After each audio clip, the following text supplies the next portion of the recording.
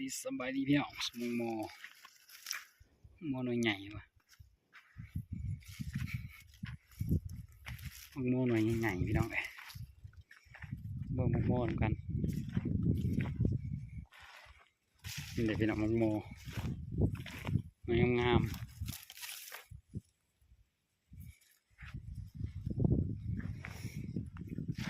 หลายอยู่พี่น้องโมกันนี่พันธุ์ยาวหมักยาวเนาะ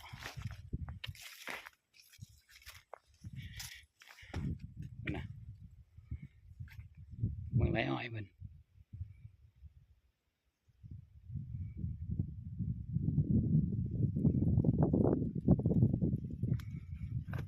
โอ้กว้างขนาดพี่น้องไรอ้อยหลายไหลอยู่เนาะ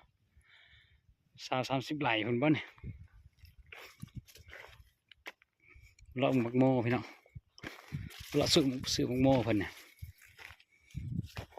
เนื้องามหมักโมนะ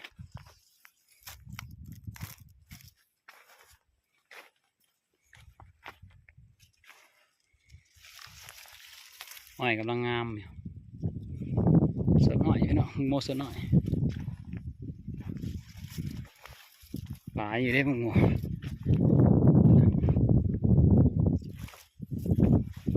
นี่ก็มีหมักใหญ่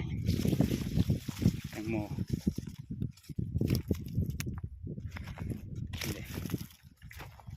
บางใหญ่พี่น้องหมักโม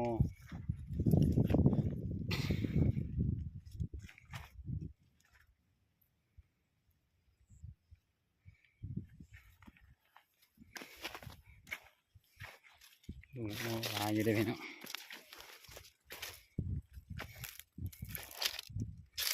นี่นะยังลายหน่อยฮันได้สุกป่ะพี่น้อง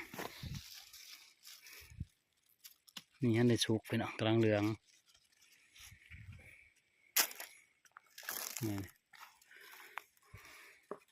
นี่นี่สุกแล้วพี่น้องนี่มันโมขาว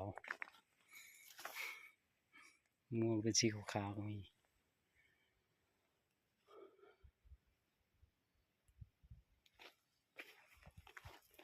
เหมือนบักไง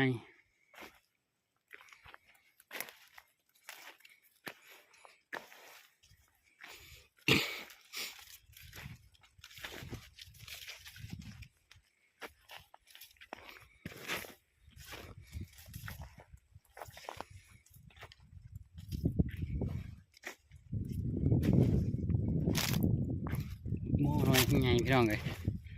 พันบิ๊กซันฟองละ700-800ฟองหนึ่ง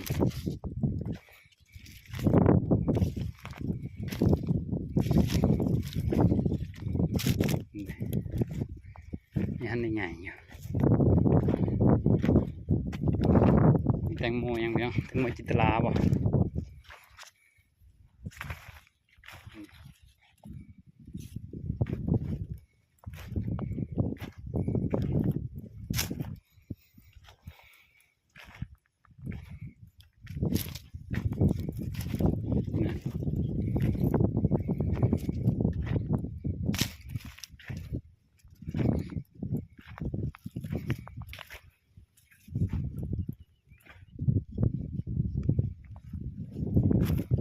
หลายแถวนี้งามโมแถว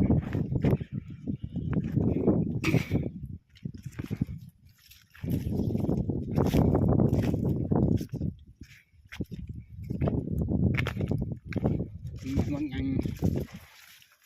สุกบ่วะสุกเลยพี่น้องเลยนี่บักไงนึงนะ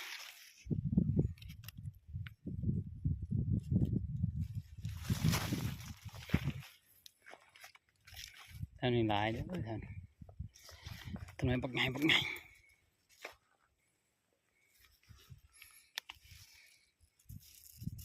สุกอยู่พี่น้อง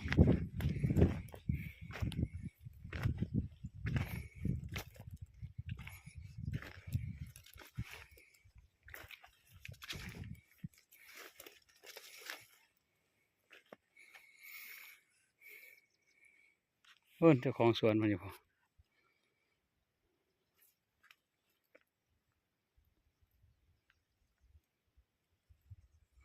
กว้างเลยพี่น้องสวนเพิ่นมัน40 ไร่บ่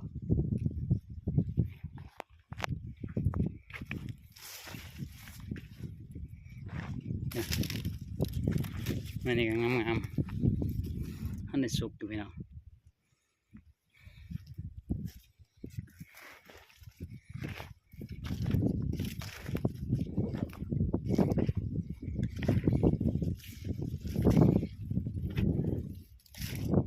โอเคนะพี่น้องเขาจบคลิปเพียงเท่านี้คลิปหน้าพบกันใหม่อย่าลืมกดไลค์กดแชร์กด Subscribe ด้วยพี่น้องบ๊ายบายสบายดี